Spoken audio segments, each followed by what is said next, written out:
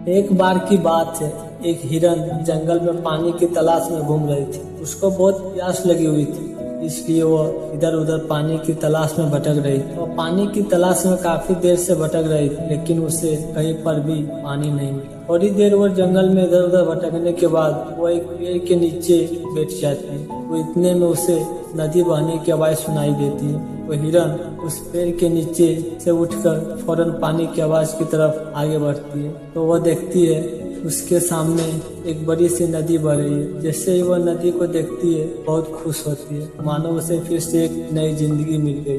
वह तुरंत दौड़ती हुई नदी के पास जाती है और जैसे ही पानी पीने के लिए अपना सिर झुकाती है तो उसकी नजर अपने राइट साइड पर पड़ती है। वो जैसे ही अपने राइट में देखती है उसे शिकारी नजर आता है, हाथ में तीर लिए हुए निशाना तान के खड़ा हुआ है।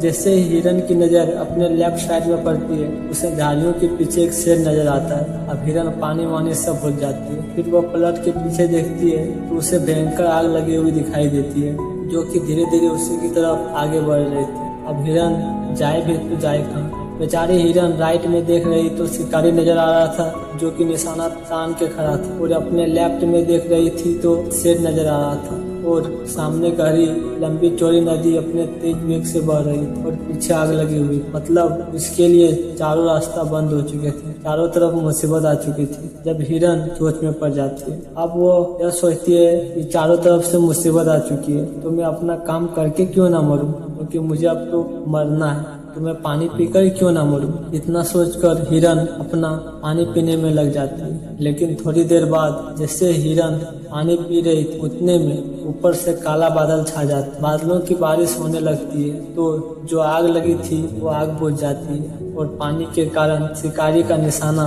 चुप कर शेर को लग जाता है और शेर की नजर सीधे शिकारी पर पड़ता है और शेर शिकारी के पीछे लग जाता है। जैसे हिरन पानी पीकर अपना सिर उठाती है वो अपने राइट में देखती है, उसे शेर भी नजर नहीं आता है, और पीछे मुड़ के देखती है जो आग थी वो बुझ गई। मतलब सब कुछ समान हो गया। इस कहानी से हमें यह सीख मिलती है कि इंसान की जिंदगी में प्रॉब्लम जब आती है तो चारों तरफ से आती है, जिसके कारण इंसान घबरा जाता है, डर जाता है। अपनी प्रॉब्लम को ना तो डरना है और ना ही घबराना है, बस शांति से 2 मिनट के लिए सोचना है। हिरन के पास बहुत ऑप्शन थे, आ तो पानी में छलांग लगा सकती थी या इधर उधर भाग सकती थी, लेकिन उसने शांति से सोचा और वो अपना काम करने में लगी रही। वो पानी पीने आई थी, वो पानी पीने लगी। इंसान भी अपनी कामयाबी में थोड़ी दूर पर रहता है, उसे मुसीबत दिखना शुरू हो जाती है। घर की प्रॉब्लम या पैसे की कारण वो कुछ भी नहीं कर पाता है, घबरा जाता है, डर जाता है। इसलिए आपको ना तो घबराना और ना ही डरना, बस अपने काम पर बने रहना। दोस्तों,